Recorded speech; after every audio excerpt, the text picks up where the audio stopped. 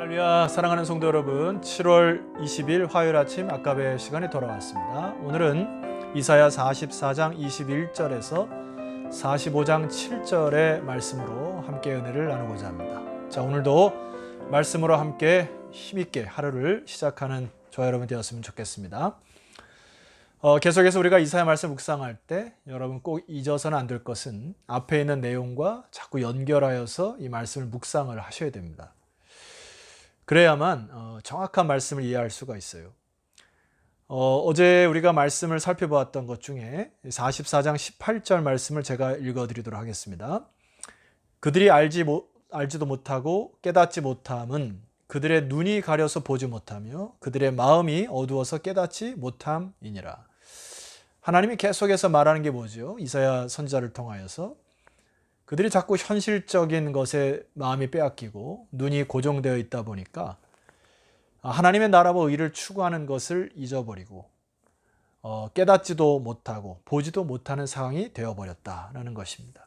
그래서 하나님은 이사야 선지자를 통하여 말씀하시는데 오늘 말씀을 이렇게 쭉 묵상하다 보면은 사랑의 절규와도 같은 그 애절함이 느껴지기도 합니다. 자, 그 중에 21절 말씀을 한번 읽어드리겠는데 사실 말씀을 준비하면서 가슴이 좀 먹먹한 부분이 있습니다. 야곱아 이스라엘아 이 일을 기억하라. 자, 하나님이 그의 백성을 부르십니다. 이름을 부르시죠. 야곱아 이스라엘아 이 일을 기억하라. 하나님의 절기와 같은 내용입니다.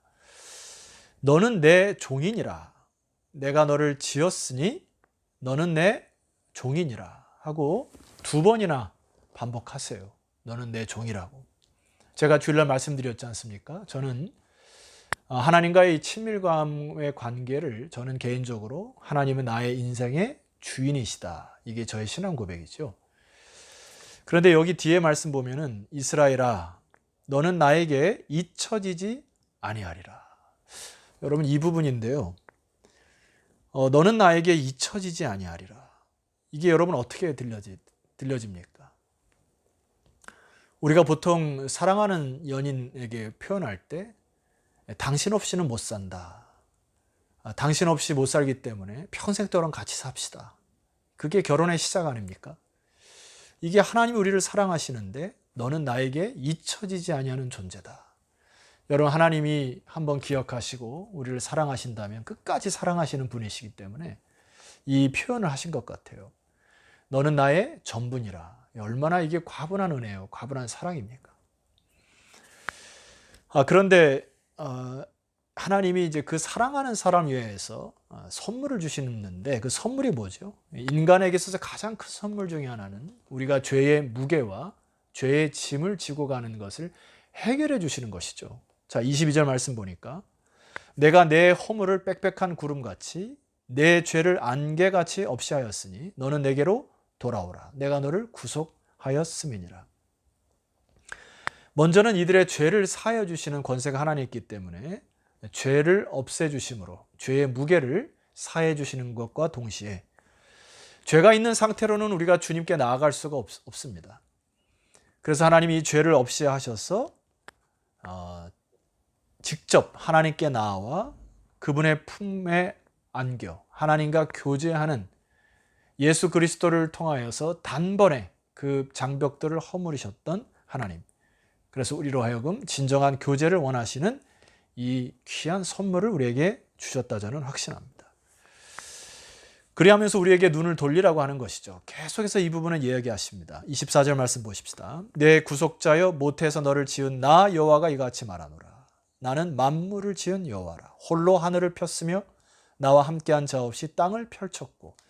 하나님은 만물을 지은 여호와, 그분의 어떤 스케일을 이렇게 얘기하시죠. 온 우주 만물을 창조하신 분이 하나님이시다. 그래서 그 눈을 들어서 만물을 창조하신 하나님을 보아라. 그런데 하나님은 위대하신 분임과 동시에 세밀하게 섬세하게 역사하시는 역사의 주관자이심을 그 이후에 말씀하세요. 25절 말씀 봅시다. 헛된 말을 하는 자들의 징표를 패하며 점치는 자들을 미치게 하며 지혜로운 자들을 물리쳐 그들의 지식을 어리석게 하시겠다. 이때 당시에 점쟁이도 많았고 술사도 있었고 거짓 선지자들도 많았습니다. 그런 자들을 하나님이 때가 되면 하나둘씩 다 정리하시겠다.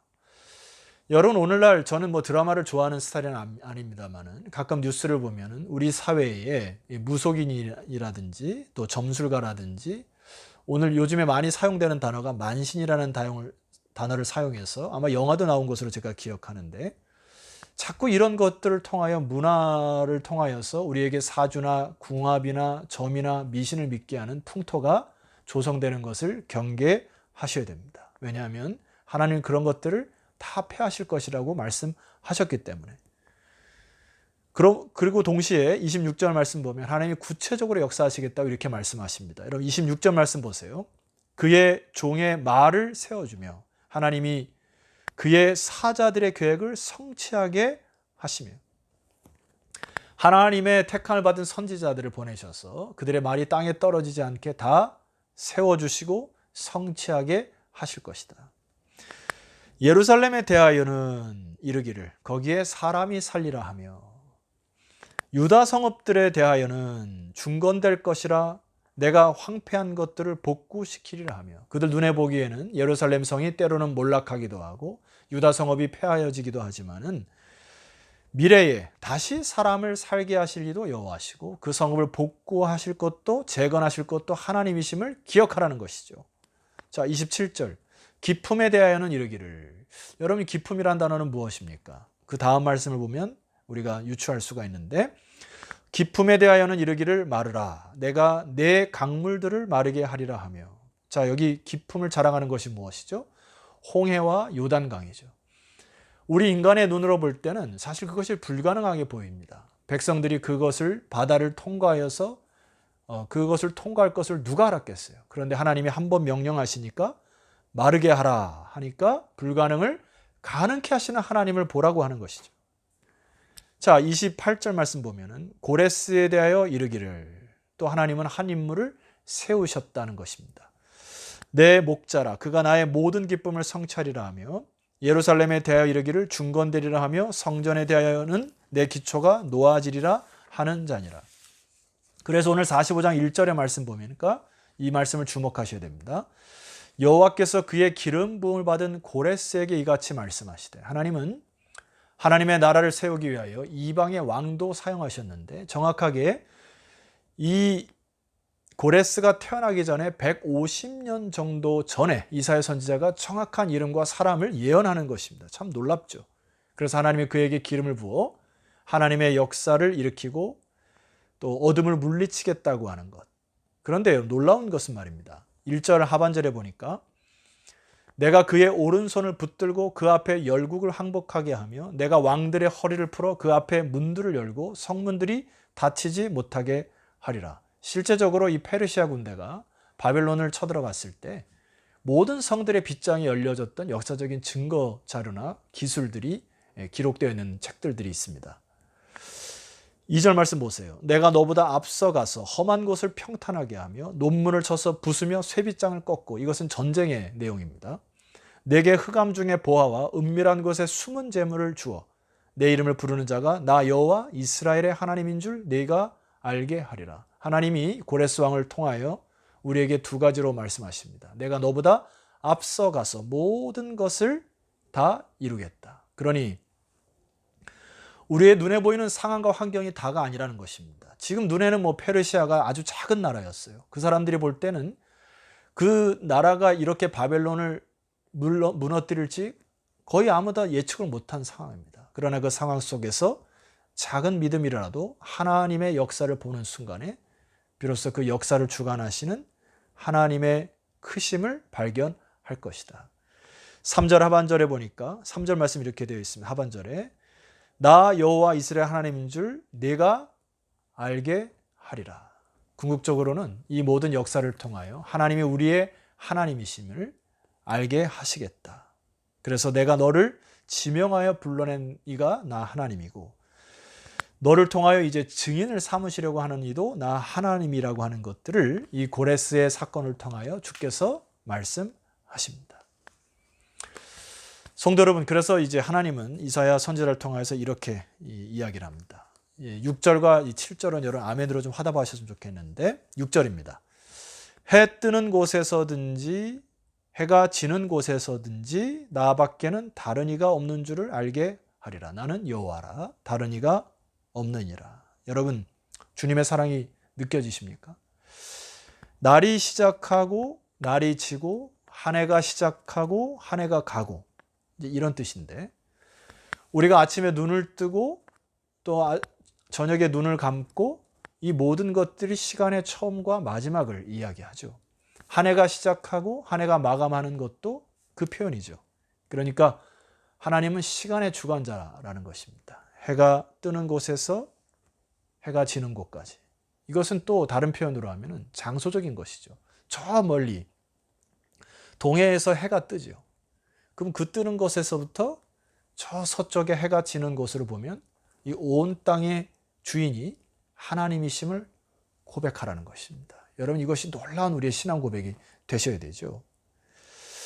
자, 두 번째 마지막입니다. 7절. 나는 빛도 짓고 어둠도 창조하며 나는 평안도 짓고 환난도 창조하나니 나는 여호와라. 다른 이가 없느니라. 여기 왜 이렇게 두 번 강조합니까? 빛도 짓고 어둠도 창조하고 평안도 짓고 환난도 창조한다. 고대 사람들은 신관이 이랬어요. 많은 사람들이 이원론적인 사고를 갖고 있었습니다. 선한 신이 있고 악한 신이 있고, 빛의 신이 있고 어둠의 신이 있고, 환난의 신이 있고 축복의 신이 있고, 다 그래서 각각 자기 방식대로 그 주관하는 신들을 그때마다 섬긴 것이죠. 그러나 하나님은 그들의 신관을 철저히 무너뜨리십니다. 다시 보세요. 나는 빛도 짓고 어둠도 창조하고, 전체적인 통과를 하셨죠. 평안도 짓고 환난도 창조하셨다. 이것은 삶의 모든 것을 통치하시는 분이 주님이시라고 하는 하나님의 메시지입니다.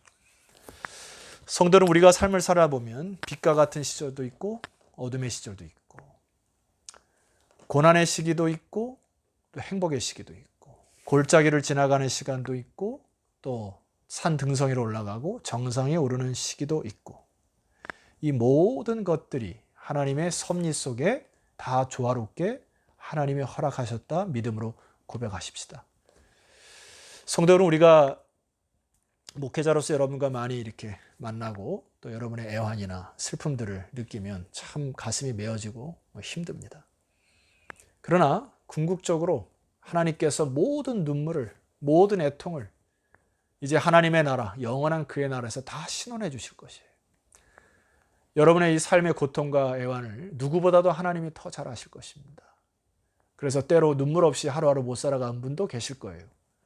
그리고 이 답답함 때문에 어찌할 바 모르는 그런 탄식이 여러분의 속에 터져나올 때도 있고, 때로는 경제적인 어려움 때문에 이 시기에 어떻게 살아갈고 하는 그런 애환도 주께서 다 아실 것입니다. 성도 여러분, 조금만 참으십시오. 골짜기를 지나, 사망의 음침한 골짜기를 지나서 그래도 내가 그 골짜기에서 해를 두려워하지 아니할 것은 주의 지팡이와 막대기가 나를 안위하심으로, 반드시 주님이 궁극적으로 여러분들을 영원한 주의 품으로, 또한 이 세상에서 샬롬으로 역사하심을 믿으시고 오늘 하루도 믿음으로 잘 승리하시는 모든 성도들 되시기를 소망합니다. 기도드리겠습니다. 하나님 아버지, 감사합니다. 오늘 우리를 사랑하신다고 하시니 감사합니다. 우리가 무엇이 가는데 하나님에게 잊혀지지 않은 존재가 되게 하셨나이까. 하나님, 아무리 생각하고 마음을 되잡아도 하나님의 사랑, 그 크신 하나님의 사랑을 알면 알수록 더 알 수 없는, 더 깊고 더 넓은 하나님의 사랑, 저희들 조금이라도 알게 하시니 감사합니다. 오늘 주께서 말씀하신 말씀 붙들고 하나님은 빛도 창조하시고 어둠도 창조하신 하나님을 바라보게 하시옵소서. 평안도 창조하시고 환난도 창조하시는 하나님을 바라보게 하셔서 인생의 수많은 굴곡 가운데 우리의 모든 주권이 하나님께 있음을 고백하고 믿음으로 넉넉히 이기는 주의 백성들 되게 하옵소서. 예수 그리스도 이름으로 기도드렸사옵나이다. 아멘. 자, 성도 여러분, 고생하셨습니다. 오늘 하루도 이 말씀 붙들고 꽉 움켜잡고 승리하시고 내일 수요일 또 다시 말씀으로 찾아뵙도록 하겠습니다. 내일 뵙겠습니다.